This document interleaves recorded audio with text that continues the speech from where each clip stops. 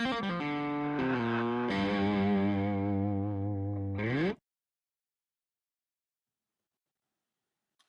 good morning. How's everybody doing? It's Dr. Chris Roddenberry coming to you from Chautauqua, New York on Thursday morning. Hope everybody's doing well. I see we have a couple of people in the audience. If you're in the audience, go ahead and check in on the chat bar and say hello. I hope you know this is exam week. We have our third exam this weekend. It becomes available tomorrow morning at 9 a.m. and it will be due this weekend, this Sunday at 11:59 p.m. We'll have our exam review tomorrow morning at 9 a.m. on YouTube, and I'll go over the exam hopefully as carefully as possible so that you have lots of hints to help you do well on the exam this week. Okay, let's see. All right, so don't forget discussion boards due tonight at 11:59 p.m. Homework number 6 due Friday night at 11:59 p.m. and exam number 3 due Sunday night at 11:59 p.m. So we've got a really big week going on this weekend for you. So you need to make sure you get all of your assignments turned in this week. Do we have any questions? Okay, if we don't have any questions, I'm going to go ahead and get started with today's lecture. Go ahead and let me know if you have any problems with the broadcast, if you have trouble hearing me or anything like that. I'm going to probably turn my camera off some today to make sure that the bandwidth goes through properly. To make sure that we don't have any sound problems. I had a couple of sound problems yesterday, so I'm going to try to avoid that if I possibly can. Okay, fantastic. Let's go ahead and get started. There you go. I am disappearing right. Oh, let's see. Here we are. Let's see. All right. Let me go to, there we go. All right, fantastic. All right. So here we go. Hans Seeley. Okay, so stress can be defined as a very specific response of the body to any demand placed upon it. A stressor is anything that a mental, physical, or behavioral response from a serious medical illness to a puddle that you must walk around. All right, stressors come in a myriad of forms, and you can organize stressors into two broad categories. Let's stop for just a second. Hans Seeley was a famous researcher who identified the fight or flight response in animals, and he realized that there was a biological response that happened anytime an animal was placed under a situation involving stress or that needed some sort of response.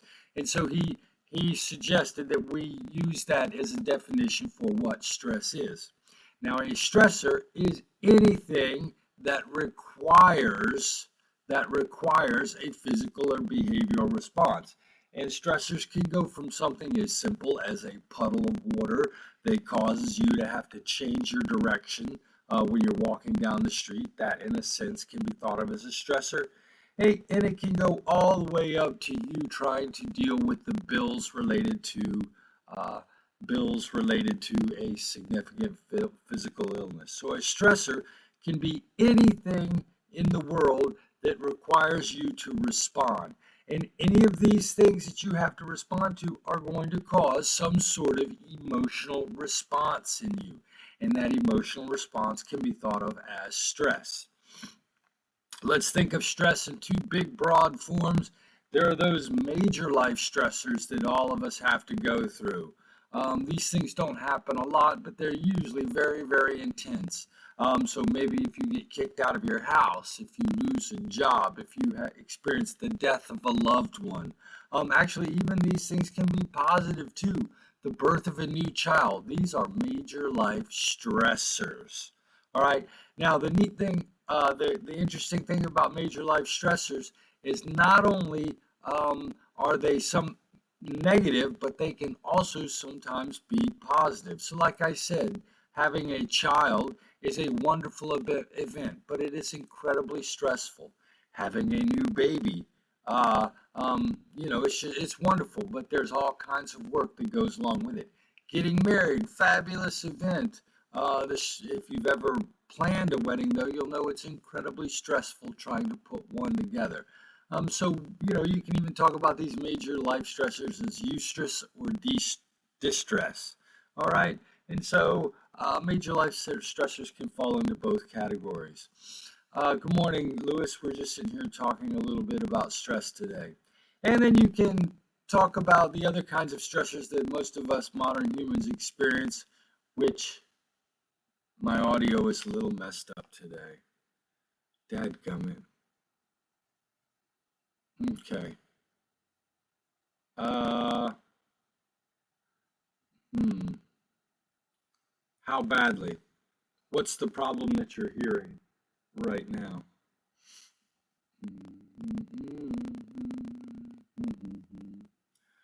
All right, hold on just a second. The screen's going to get a little weird while I do something, okay, if you don't mind. May take just a second. And let's see what we got for this.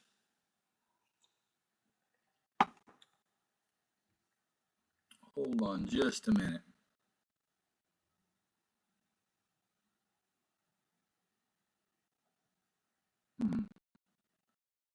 It's very odd that my sound should be messing up today.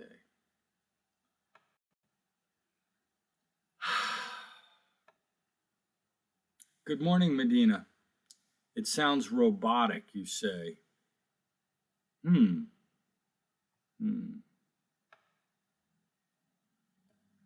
What if I do, let's see.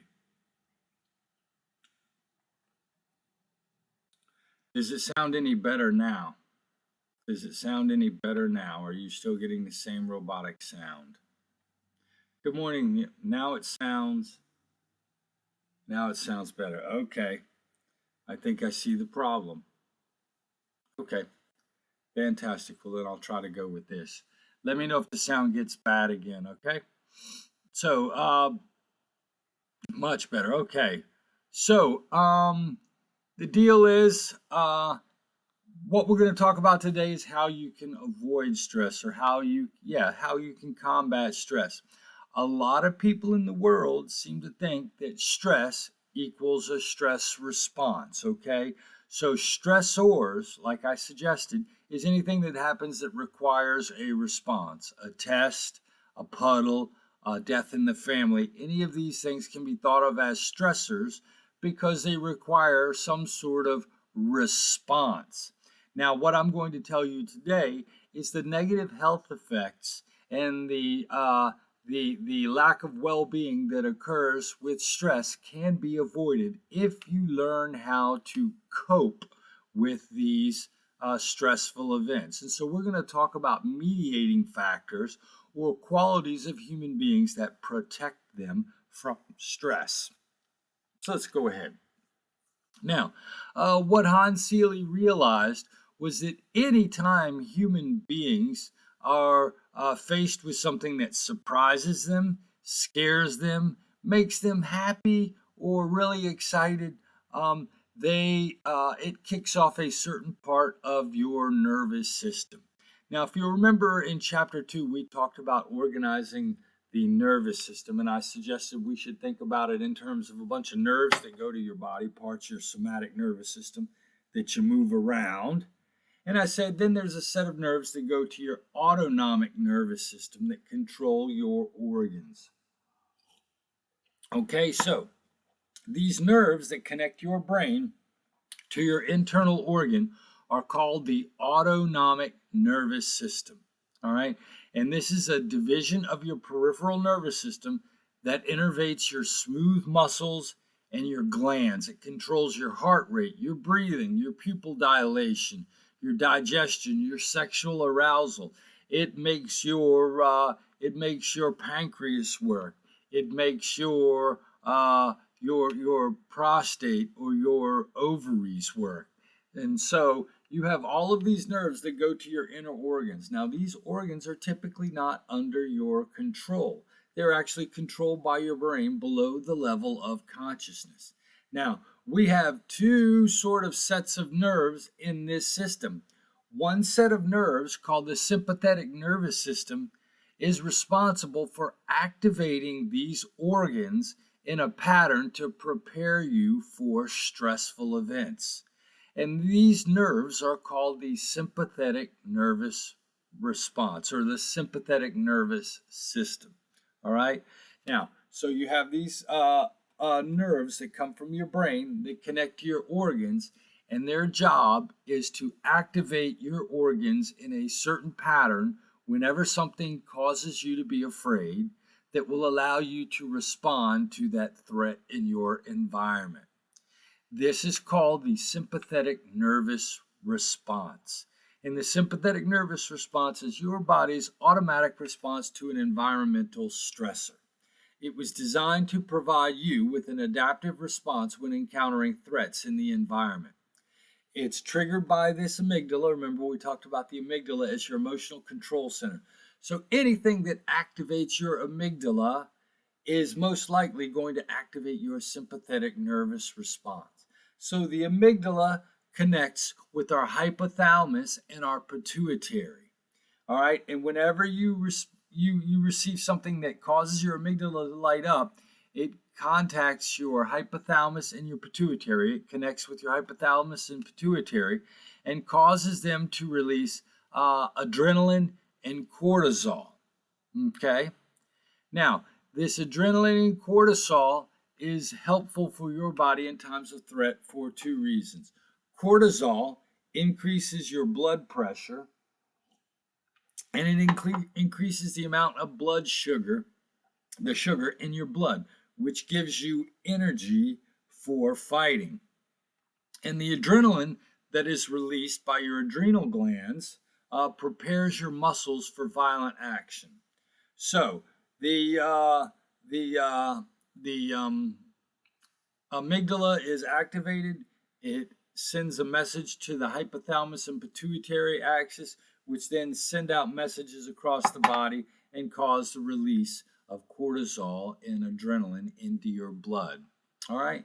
Now, the net effect of these sympathetic responses is to cause increased blood flow to your muscles, increased muscle tension for vigorous activity. So you get ready to fight, your heart rate goes up, your blood pressure goes up, and you get more fats and sugars in your blood to prepare you for fighting by giving you extra energy.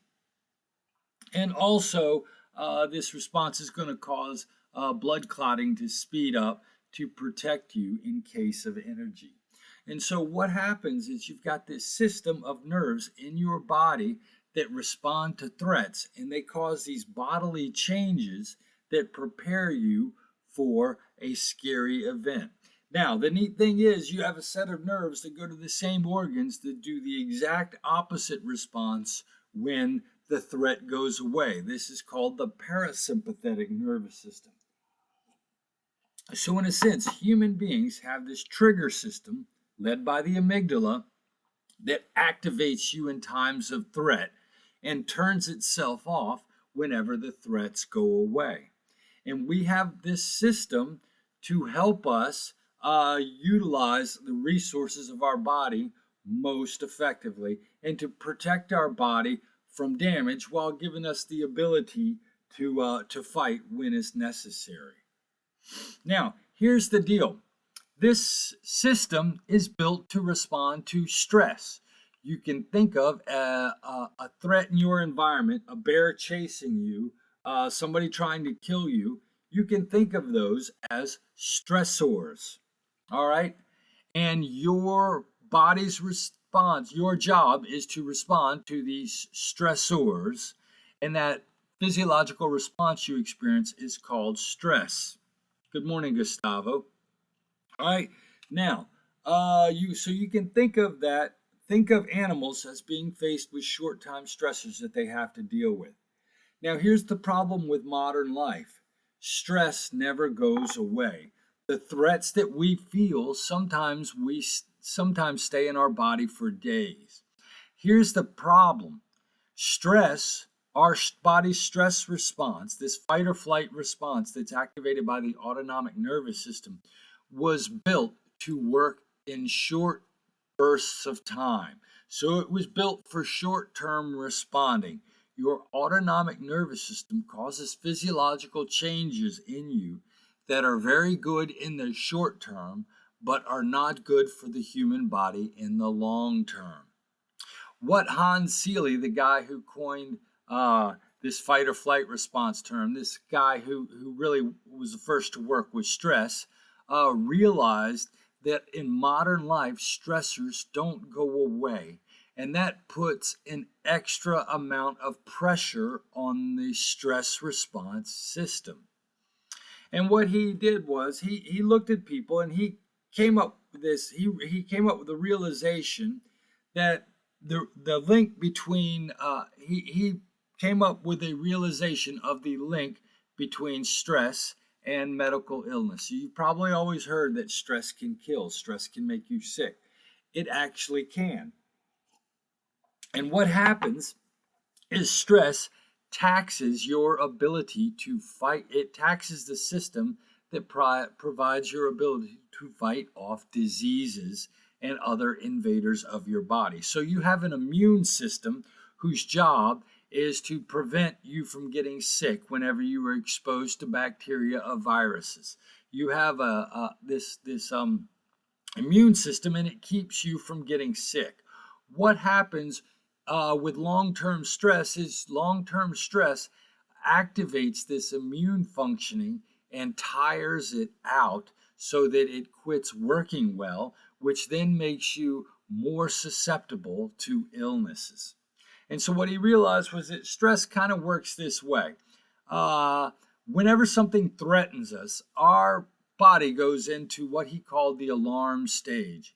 And what happens is your body goes through this immediate fight or flight response, and your body prepares itself to fight that threat.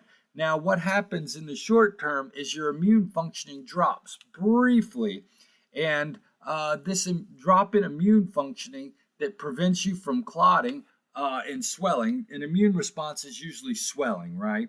Not clotting, but swelling. So if you've ever gotten infected to something, you'll notice that you swell up. Well, what happens is your body decreases your immune functioning for a short time when you meet a stressor, and that prevents you from swelling up if you were to be injured. So what you're going to see during the alarm stage is your immunity is going to drop ever so slightly as soon as you meet that stressful event. Your body is then going to raise its immune functioning. So that increased stress response, that activated stress response is going to lead your immune functions to increase their activity, and you're going to become hyperimmune, if you will, to threats in your environment. This is called the resistance stage. But what he found was that when you have a job that stresses you out every day, when you have a marriage that stresses you out every day, when you have stress coming at you day in and day out, your body stays in this resistance stage, and you have this hyperimmunity, and this system is on high alert for days and maybe even weeks. And then what happens is this system begins to lose strength because it's been working too long.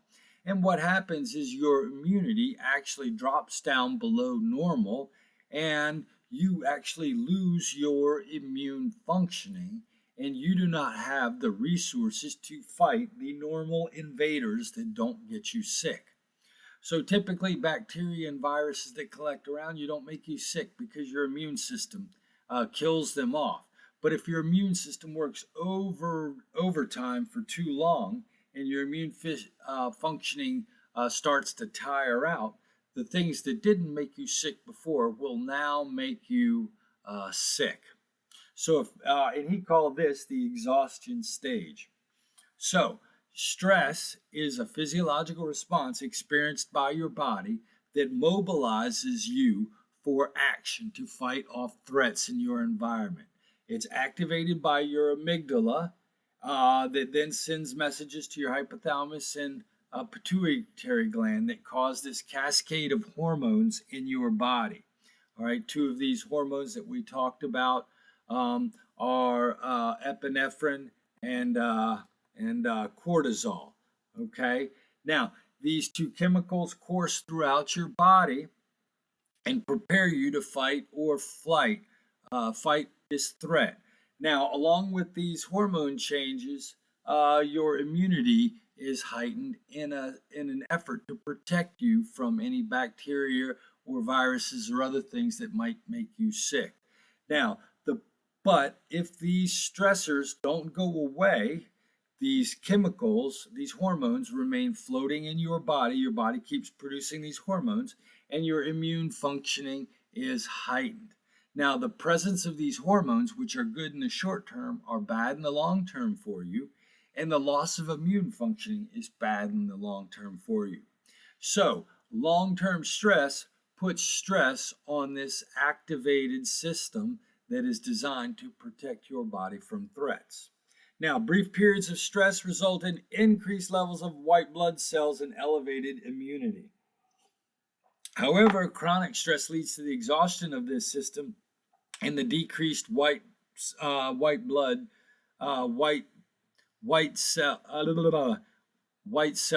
count. It leads to increased heart rate and vasoconstriction of the blood vessels, which is associated with heart failure. Chronic high levels of glucose is not good for you either. And elevated anxiety leads to problem behaviors. So people, when they're trying to deal with this stressful response, will engage in behaviors that also are counterproductive. All right. And one thing I didn't add in here, this chronic high levels of stress also include chronic high levels of fat in your blood, which is helpful and provides energy. But as you know, fat collecting in your blood cells also leads to cardiovascular disease. So this increased stress is going to cause your it's going to cause your sugar levels to go too high. It's going to cause your blood vessels to constrict. It's going to cause your blood vessels to fill with fat. And this constriction and this fat is going to cause your blood vessels to get clogged up, which leads to heart disease.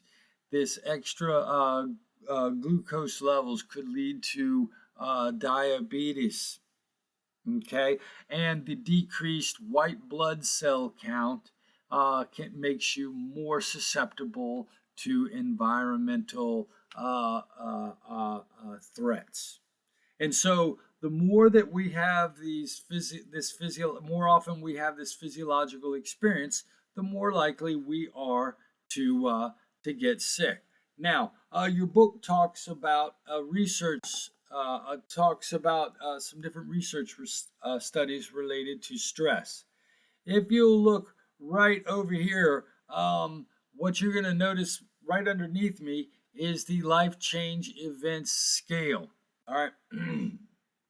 Research has suggested that people who have more than 250 points of serious life changes in their next 12 months, who have more than, 250 points of these life changes, are 50% more likely to become the victim of a stress-related illness during the next 12 years.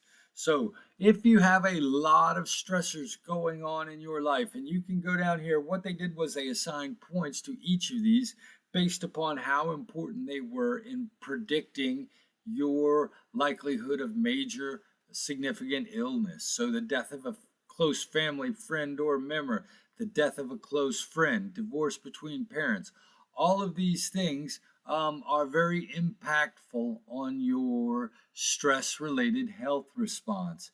Dropping more than one class is going to create stress in your life too, but not nearly as much as some of these other things. And what you should do is you should go through this chart here, and add up each of these stressful events and figure out how many points of life change, stress you've had this year. And what you can do is, if you have too many of these points, what you should know is that you are at risk for a stress related illness during the next 12 months. Here's the thing though, stress, if you remember last week when we were talking about motivation and emotion, and when we were talking about motivation and emotion, I suggested to you, that you have two organs in your brain that are responsible for your emotions, your amygdala and your prefrontal cortex. Remember, I talked about that, and I suggested your amygdala is responsible for your quick emotion, and your frontal lobe is responsible for your more refined emotional responses. So, whenever somebody jumps out of the closet and scares you, your amygdala activates and starts the fast emotional response, or if you want to call it the fast stress response. And then your frontal lobe, the thalamus then sends messages to your frontal lobe, which reappraises this threat more carefully and adjusts the function of your amygdala.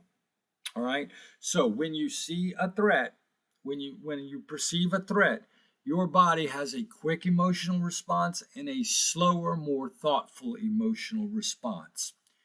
When things occur to you in your life that could potentially cause you stress, your brain goes through a quick response and then a slower response that's controlled by your frontal lobe.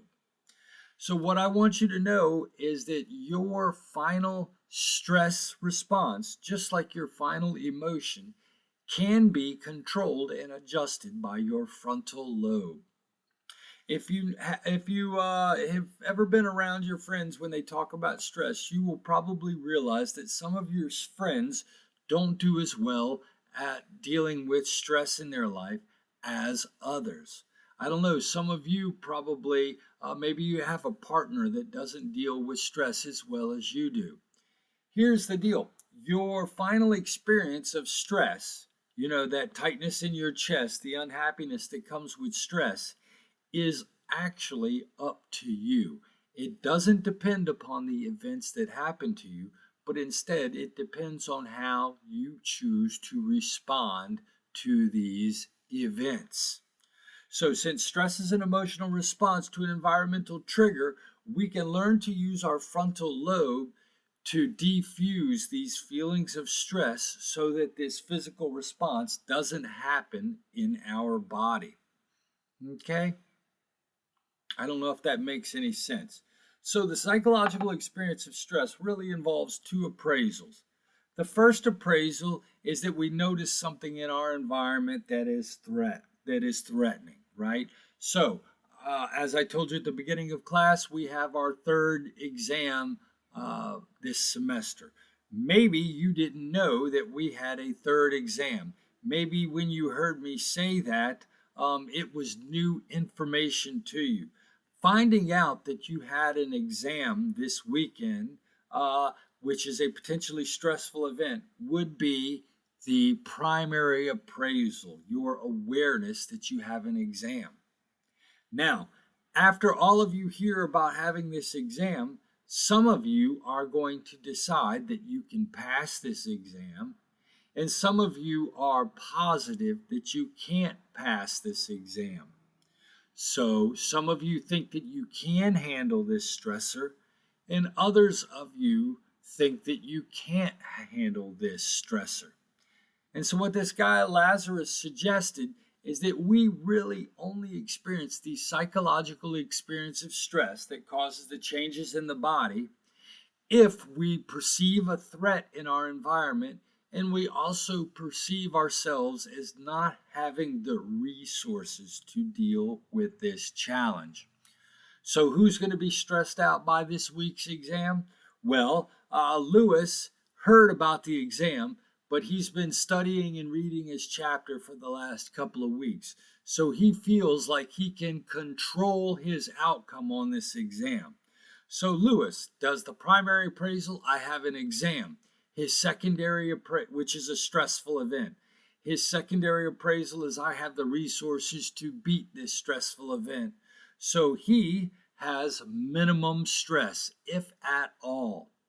On the other hand, Gustavo hears that we have an exam, which is the primary appraisal, but Gustavo has been goofing off all semester long and doesn't think he's a smart person and doesn't even have the textbook and has dyslexia. And so Gustavo is positive that he cannot deal with this stressor. So his primary appraisal is that there is a test which is stressful. His secondary appraisal is that he does not have the resources to deal with that stressor, and that causes him to experience a lot of stress. So when we think about the experience of stress, it is an emotional response that occurs to an environmental stimulus. And just as we talked last week, it's controlled by your amygdala and your frontal lobe. Your stress response is controlled by your amygdala and your frontal lobe. Your amygdala is going to see the stressor and want to activate. But how you think about that stressful event in your frontal lobe is going to determine what emotional response you experience. And this is the secret that allows you to begin learning how to deal with stress. Okay, and so what I want to do today is talk about the mediating factors or the middle factors that determine whether or not you experience stress. So some of you are taking 7 classes, working a full-time job, and taking care of kids, and you don't feel a bit of stress. You are loving life. Some of you, on the other hand, may be unemployed and only taking 1 class, and yet the unemployment in that 1 class causes you to feel incredibly stressed out.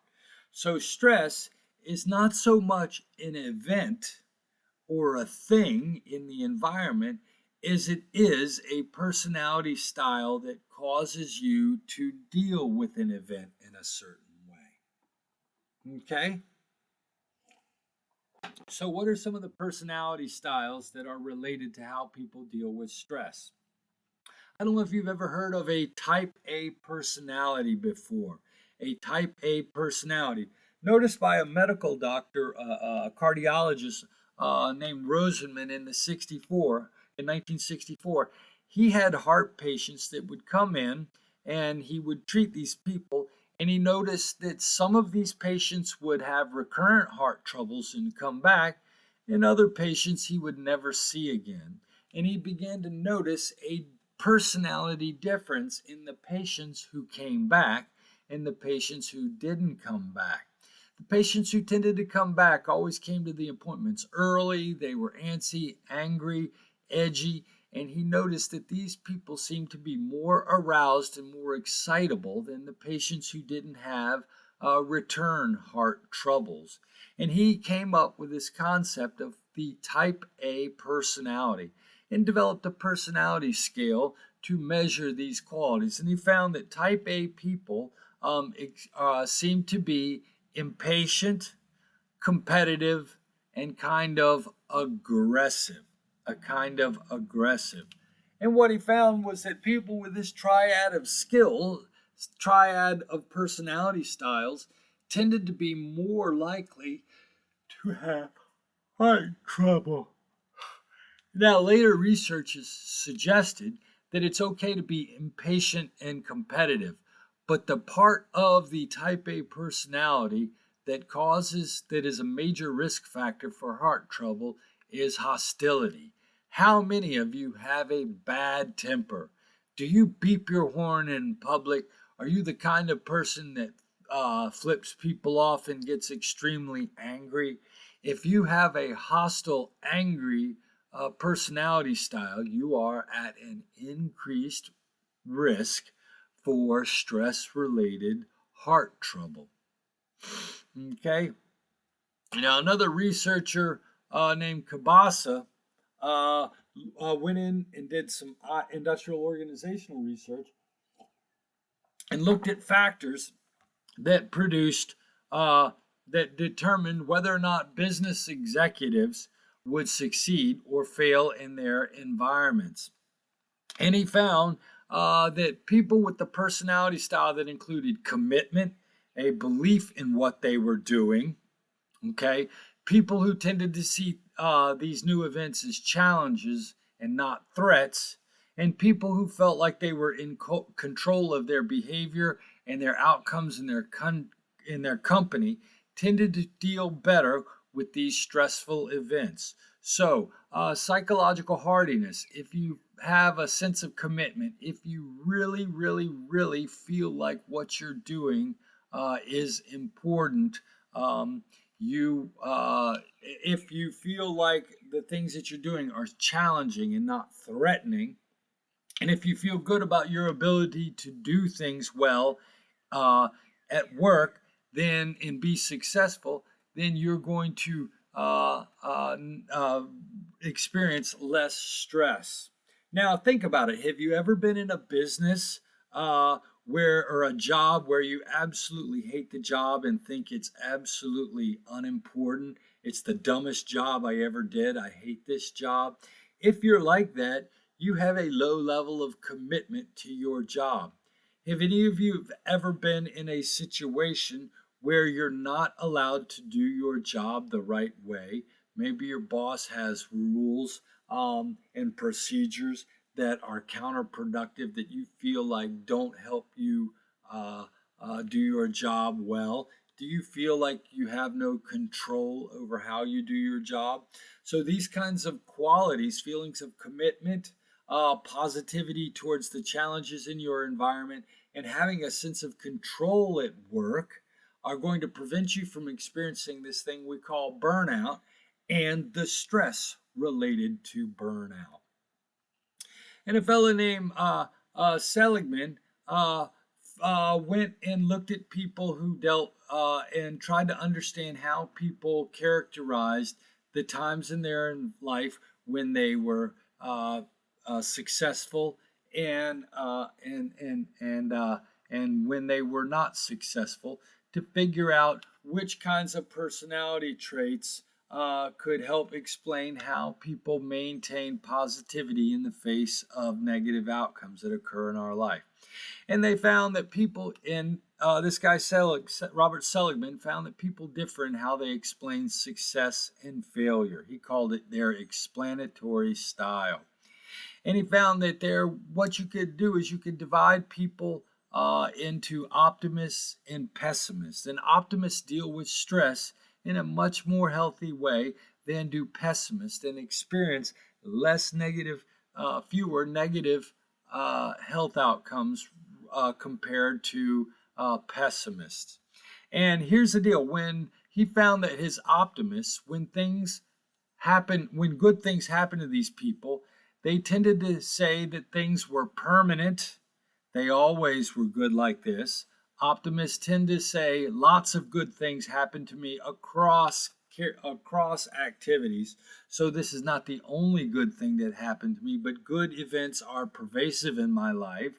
And he found that people who were optimists, when good things happened, they tended to say it was because of something I did. I worked hard. I studied hard. I'm a smart person. But what he found was that pessimists tended to use the exact opposite pattern. When good things happened to them, they tended to say that this is a one-time event, so this is not very permanent. They tended to say, you know what, nothing ever good really happens to me, so this is not pervasive. And these people tended to explain these events as happening because of luck, or the test was easy, or something external to themselves. So he found that optimists and pessimists differed in how they explained why good things happened to them.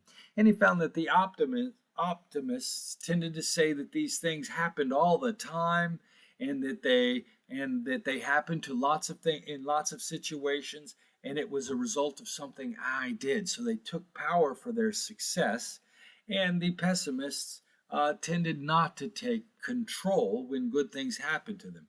And then what he noticed was that your optimists use the exact same explanation style to describe the bad things that happened in their life. So if something bad happened, well, they were very impermanent. This is not bad thing isn't going to happen again. They didn't see these bad events as being pervasive. Well, typically good things happen to me. And these people tended to see these negative events as not depending upon their behavior. And so what you're going to see is this flip-flopping pattern in explanatory style, how people explain the good and bad things that happen in their life. And optimism is associated with better response to stress than pessimism. Up top, the type A personality doesn't respond to stress as well as the type B personality. So what we want is we want somebody, and this commitment, we want somebody who feels a sense of commitment and challenge in their job. So think about these characteristics and think about the people you know and those who respond to stress well and not well.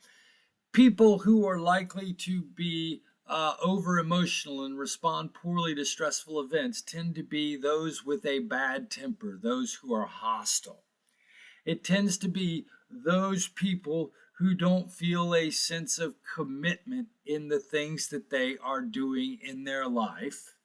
And people who are pessimistic don't seem to respond to stress as well in their life. So think about that. It makes sense, doesn't it? Those people with bad tempers, those people who hate their jobs, and those people who are pessimists. Those three types of personality qualities are associated with a less positive response to stress and more physical problems later in life. Now, here's the deal. Now, this is not really a personality style, but it is a habit of responding to stress that you need to learn how to use. Now, this psychologist Albert Ellis drew this model he called the ABC model. And basically, he said the same thing I said on the first slide. It's not the activating events in our life that cause us to experience the consequences of stress. Instead, it is our beliefs about what these activating events mean. So most people treat stress as if the activating events, the A, causes the emotional consequences, C, the stress. He said that's not true. Instead, what happens in the middle is we come up with explanations for why we are experiencing stress. We have beliefs about what events mean. And he argued that people can learn positive habits or negative habits of interpreting the events in our life. Okay, so most people, when an event happens, they engage in what he called catastrophic thinking. This is the worst thing that ever happened. This, I will never be able to get a job again. Failing this class is the worst thing that could possibly ever happen to me. Having my boyfriend or girlfriend leave is the end of the world. He argued that most people spend their time using catastrophic thinking. How many of you think that failing this class would be the worst thing in your life? I'm sure some of you would absolutely die at the thought of failing this class. Some of you are probably really worried about making a B in this class because you're in a nursing program. So, in a sense, a lot of times what we do is we make events more important than they really are. We catastrophize events. And this leads activating events to cause us to experience great amounts of stress. Now, what would Albert Ellis do? If you came and saw Albert Ellis, the psychologist, and wanted treatment for your difficulties with stress, what he would do is he would teach you what he called a disputational strategy. What we need to do is we need to learn how to reinterpret the events in our life. We need to learn how to dispute these self-defeating beliefs. And this is actually the foundation of cognitive behavioral therapy. Most people's anxiety problems, most people's depression problems are because of the way they interpret the things in their life, their initial beliefs. And so what Albert Ellis would bring you into the his therapy room, and he would sit down and you would intellectually go through the events in your life and you would dispute your initial beliefs. So you might come to my office and you might say, Dr. Roddenberry, I'm really afraid of making an A in your class, of not making an A in your class because I'm in a nursing program and I need to build up points. And if I don't make an A in your class, I will never get into nursing school. And so I'll sit down and we'll examine your beliefs. If I don't make an A in your class, I will never get into nursing school. That's your initial belief. That's a catastrophic belief, and that's a catastrophic belief that's going to lead to stress. On the other hand, we might sit down and we might dispute that belief. You and I, let's talk through this rationally. And we would come up with the idea that while it may delay you a little bit, there are other ways to build up points to get into the nursing program. And even if you don't get in this semester and you get in next semester, you will still eventually be a nurse in the next 2 or 3 years. Now, by thinking about this class that way, instead of thinking about it as I have to make an A or my life will be over, will lead to a different emotional consequence. And what most people do today is they have snap, quick, very negative, catastrophic beliefs about what events mean to them.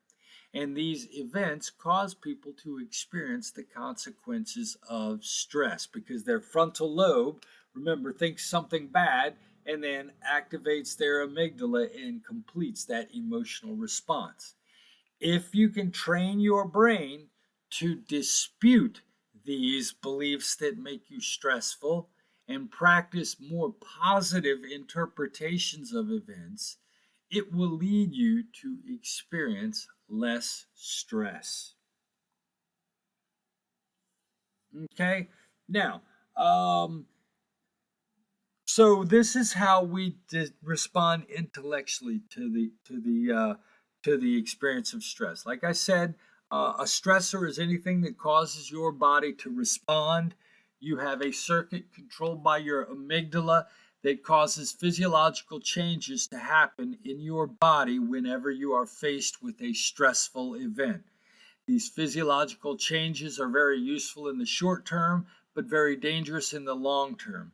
So it's important that we use our frontal lobe to help change the effect of our amygdala to control these negative emotional responses called stress. I suggested to you that there are personality styles that cause people to be less likely to experience stress, people who are optimists, people who have a sense of commitment, and people who are not hostile and angry. These people have less chance of having stress-related illnesses. I then suggested to you that most of us spend our time with habits of thinking that cause events to mean more than they really do. But sometimes we have to learn how to deal with stressful events. There are actually practical methods that we have to engage in order to deal with stressful events. Let's call this set of behaviors that we use to respond to events that do make us stressful as coping, right? So sometimes events come through. You do have an exam. I mean, that in a sense is a stressful event. And in order to truly defeat that stressful event, you have to learn how to cope with it. You have to invest conscious effort in order to solve these problems, in order to minimize your stress and conflict. Now, there are two basic broad strategies I want to talk to you about: emotion coping and problem focused coping. If you have an exam in this class, or you're missing an exam in your class, or your rent is due, the only way that stressor will go away is if you solve the problem. This is known as problem focused coping. You know what? Sometimes people have exams in my class, and instead of studying for the exam, they will do everything else. Well, doggone it, the exam is not going away. You have to fix that problem. If your rent is due and you don't have the money, if you lose your job, you need some money, you have to fix that problem for the stress associated with that problem to go away. This is problem focused coping. However, some problems are going to go away, and you don't need to invest all of these resources to solve these problems.